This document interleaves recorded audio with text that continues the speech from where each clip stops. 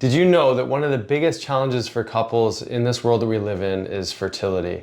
And Dr. Sonia Jensen and I are going to dive into this discussion today, highlight some of the ideals around looking at hormonal health, looking at relationships, and some of the obstacles that many people are facing. So this is a hot topic. It's becoming more of an issue, in fact, and you're seeing it more and more in your practice as well.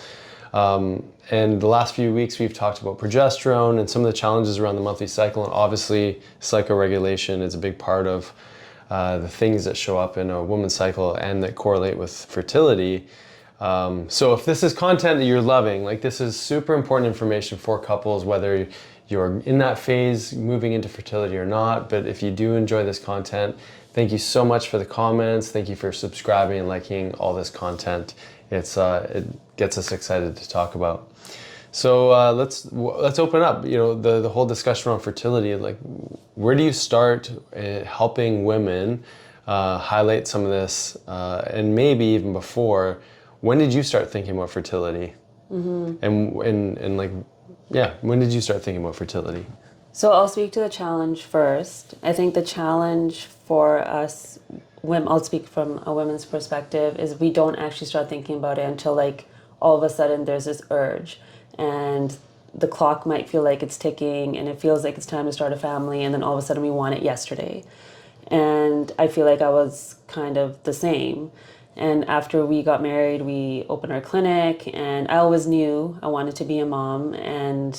But as soon as I felt like it was time, as you probably remember, I had the LH strips out and I'm like, okay, it's ready, it's go time. We got to make this baby. So I didn't actually give it a lot of thought beforehand.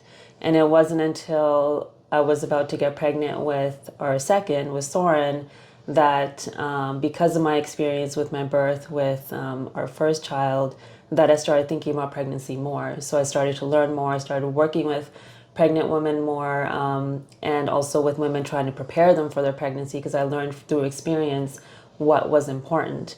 And I still see that today with all my patients. They are coming to me, either they're already working with a fertility clinic or they've had some miscarriages. It's rare that somebody comes to me beforehand. It's starting to happen. I think there's more conversations around it, which is really important, that we start to understand we need to prepare 6 months, a year. I mean, really everything we're doing leading up to that moment of conception is going to influence that pregnancy, the health of us and the child. But we're not taught these things, and we don't think about them because that's not at the forefront of our thoughts in that moment. Yeah. We're just moving through life. Yeah, well, I think it'd be helpful to talk a little bit about our journey specifically, because, you brought up some important points that many, I think, couples and women more specifically, because it's their body, but it's probably, responsibility-wise, the most important thing to prepare for in your life, and it's funny or interesting that we often put such little thought into this most important event and future event. Important, because I don't want to dismiss, there's lots of women that don't want to get pregnant, don't want to have children. But let's say like you're in a category of women who does want to. So in that category of women, this is probably the most important thing that you're going to be doing, or the most important thing you need to prepare for. It's different than preparing for like a marathon or race, or I don't know, preparing for college. Like this the reason is because it's something that you live with like in home for at least the next 20 years. Maybe longer. Depending on how long they're with you. Culture and everything. But it's a big investment on the body, physically. But also there's this whole future reality of what it means to be a parent afterwards. So, how much of that did you maybe tune into? And I mean, now being a parent, I mean, it's so different if you had that sort of future perspective going backwards. But if you could sort of like just tap into what it was like in that fertility phase a little bit more, like what were some of the things you were thinking about? So I think the first time I didn't think about it much, because there weren't a lot of women in my life that were having fertility challenges at the time. I don't know My mom actually didn't share a lot with me, but I'm pretty sure her pregnancies were okay. Like I just knew it was going to be okay. Yeah. And we did get pregnant pretty quickly as soon as we kind of made the decision that it was time. What I didn't think about leading up to that point was we were traveling for many years. We were living in a country where soy is like predominantly in everything. My health wasn't amazing while we were away traveling. I had a chronic cough. Yeah. My hormones were all over the place.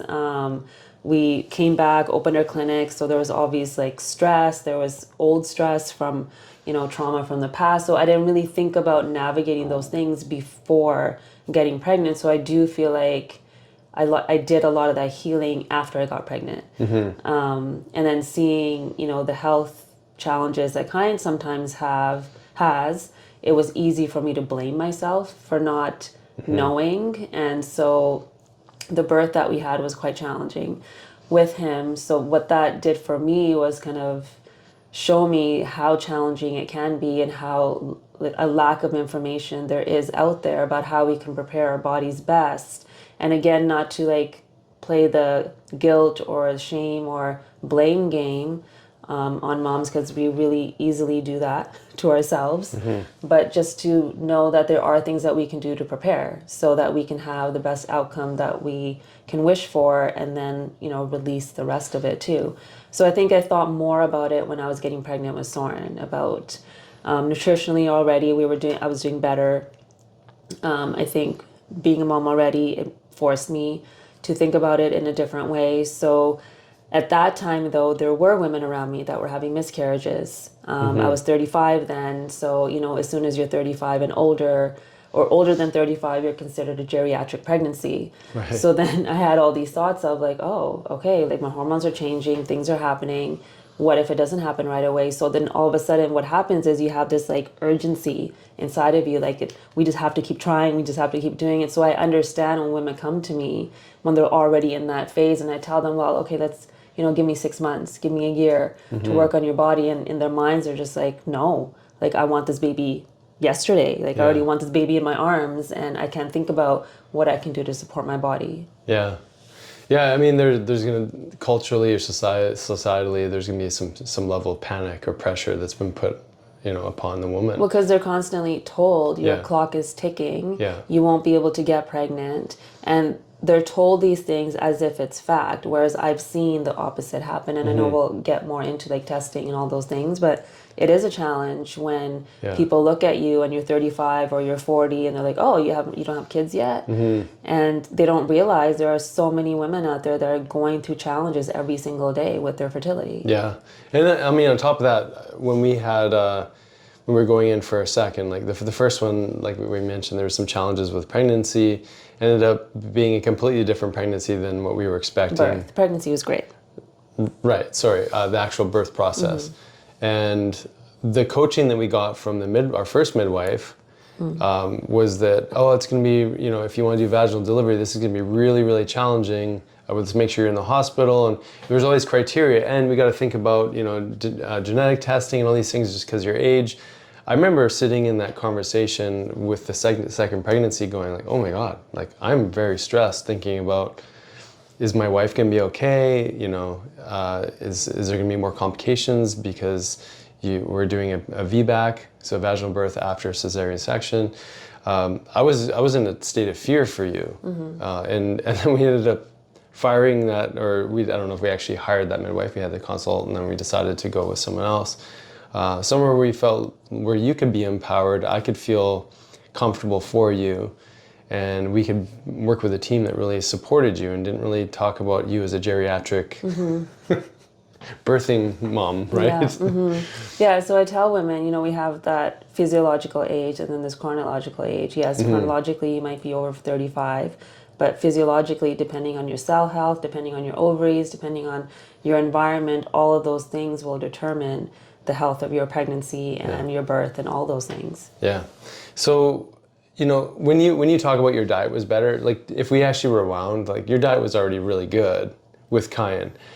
Maybe not by our standards now. Right. But going back in time, you were eating healthy by by? Well, we were living at my parents' house for that year. Yeah. Right before we conceived. But healthy means so much different to us now than Yes. it did back then. Yes, is I what mean, I I'm was trying to eating say. wheat every day. So Yeah. yes, I mean, I wasn't sitting there eating fast food or any Exactly, of that. yeah. It was more like, yeah, I was having wheat every day because Yeah. we were eating traditional Indian food every day, and there was just so much soy in my diet the year before. Exactly. There was toxicity from the pollution. So it's just Yeah. because I know those things Exactly. influenced my health. But I Yeah. say that because, you know, if you're listening, most people come into our clinic and they say, diet's good. Like, my diet's good, don't worry about it. And I always tell them, listen, I've been working on dietary changes for the last like 20 years and it keeps improving over time. So where you are right now is probably better than where it was. But, you know, what does good actually mean? Like organic foods and, you know, maybe meal timing, being aware of snacking and insulin loading and all the things that we talk about now. Right. You know, that wasn't necessarily in our toolkit back then. And it's definitely not in the toolkit of most people that we work with. So getting to an optimally nutritional state for you, you know, for you as an individual is so important.